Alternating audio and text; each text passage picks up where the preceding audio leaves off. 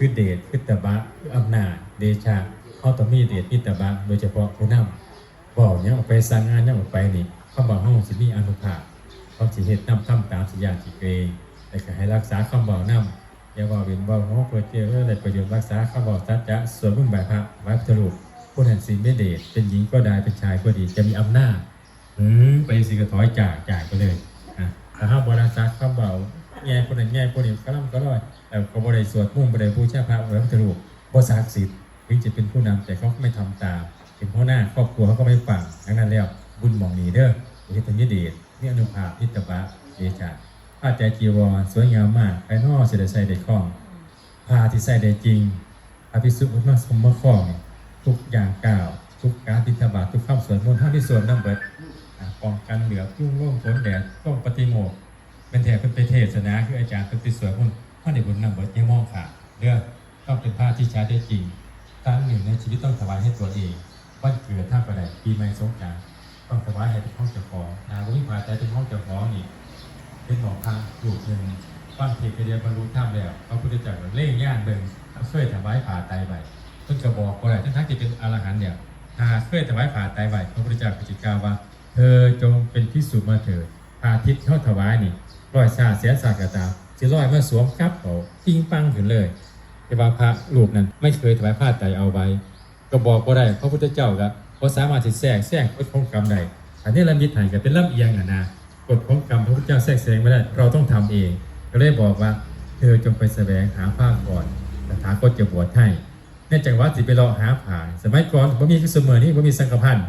ไปหาน้ำปลาสาอินเดียเขาเอาพันโซไว้นะเอตสินสองสินมาตรงมาเย็บมาตัดจังหวะนั่นล่ะนั่งยักษ์ที่เป็นครูขำของเพลินที่เพิ่นไปทำลายเข้าไปโอ้ยถ้าผมไปเอาคืนแล้วคุมผาแล้วบวชเฮ็ดยังแล้วบ่ได้นี่ก็เลยไปเขาสีงัวแม่ลูกอ่อนแลนมาส้นใส่ไหลตายคนทั้งหลายก็ไปถามพุทธเจ้าผู้นี้ฟังธรรมจากพระศาสดาขอบวชพระศาสดาให้ไปหาผาเพิ่นตายแต่สิเป็นจังได๋น้อคือว่าจังซั่นพระเจ้าบอกว่านั่นคือลูกของเราคือบุตรของเราข้ามบรุษนี่คือพระอรหันต์เฮ็ดจังได๋ล่ะบาดให้เอาอัฐิไปไว้ทางสามแผงก้นกราบไหว้บูชาก็จะได้ไปสวรรค์เขาก็ได้ว่าเป็นเจดีย์เสมอนะแต่ว่าเจดีย์บริเวณทั่วไปได้หนึ่งหมดต้องเฉพาะพระอรหันต์พระจักรพรรดิพระพุทธเจ้าพระปัจเจกพระอรหันต์แต่เสมอนี้ว่าจะเป็นวัตตาเฮ็ดแท้เอาไปเลยเถอะนะพอไม่ห้าก็เป็นธาตุหน่อยนั่นเองแต่ความจริงแล้วถ้าเป็นพระอรหันต์คนที่ไหว้บูชานี่จะได้ไปสวรรค์ดังนั้นง้อมหาผาไตรต้องถวายที่ห้องเจ้าของเด้อมันนี่ทุกคนมีส่วนน้ำกันห้องเจ้าของแล้วพัตตาหารให้แต่ผู้ตายเห็นบอกเขาหายพยาเชษก็ได้บุญแต่ของขัดโบไม่คิดบาทยังแต่ไฟให้โมแบตเตอรี่อ่อนนะเมื่อนี้ควรจะทำให้เจ้าของนะบุญมีสินหนุนทรงให้เฮาจากหายกลายเป็นดีจากดียิ่งขึ้นถ้ามาบุญหนุนนี่บ่คือถือลอตเตอรี่มันจะหนึ่งที่คอยหนุนคอยดีคอยซุ่มคอยเย็นเป็นยังก็สะดวกมวลในใจนะขอให้บุญนี่เป็นหนุนของเฮาทุกคนเด้อเพื่อพุทธานุภาพขอให้มีเดชมีตบะมีเดชะเพื่อผ้าไตรจีวรขอให้มีอาภรณ์สวมใส่ไม่ขาดทุกภพชาติถึงพระนิพพานไม่เหลือจนแจกท่าเพื่อพัฒนาหารขอทั้งหลายจงมีความอุดมสมบูรณ์ในการดำเนินชีวิตทั้งภพนี้ภพหน้าจนถึงพระนิพพานเถิดอันธรรมยังอนุโมทนาคาถาโยพนามาเสยาคาบริวาหาปุราปริปุเรติสาคารังเอวะเมวะอิโตทินังเปตานังอุปกัปปติอิทิตังปฏิตังตุมหังกิปะเมวะสมิจจตุสัพเพปเรตุสังกัปปา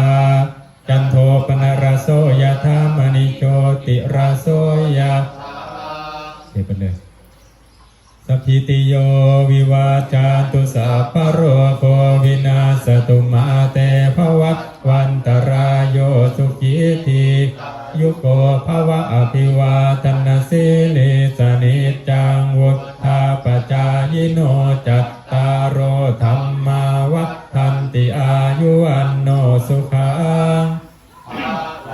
อายัญจะอายุโทภรโทธีโรวันนะโทปฏิภาณโทสุขาสถาเมธาวีสุขังโสอติคาจัตอายุงทัตตวาภลวันนังสุขังจะปฏิภาณติคายุยาสวะโหติยาทยาปภาจติติสัพพุทธานุภาเวนะสัพพธรรมานุ เวนะสัพพสังฆานุภาเวนะพุทธรัตนังธัมมรัตนังสังฆรัตนังตินนังรัตนังอนุภาเวนะจตุราสีติสหัสสะธัมมขันธ นุภาเวนะปิตกัตตยานุภาเวนะจินนสาวกานุภาเวนะสัพเพเตโรคาสัพเพเตพยาสัพเพเตอันตรายาสัพเพเตอุปัฏฐวาสัพเพเตทุนนิมิตตาสัพเพเตอวมังคลาวินาศสันตุอายุวัฏโกธนาตะโกสิริวัตตะโกยาสวัตตะโกพลวัตตะโกวันนวัตตะโกสุขวัตตะโกโหตุสัพพตาตุคโรคไปเปราโสกาสตุจุปะทวาอเนกวินาสันตุจเตจะสาชยสิทธิทานังลาพังสุดภคยังสุขังพลังสิริอายุจาวะโนจะโพคังวุติจยาสวาสตาวะสาจะอายุจะจีวสิทธิภวันตุเตโรคทั้งปวงของท่านจงหายอันตรายอย่าได้มีแก่ท่านขอท่านทั้งหลายจงเป็นผู้มีความสุขมีอายุยืน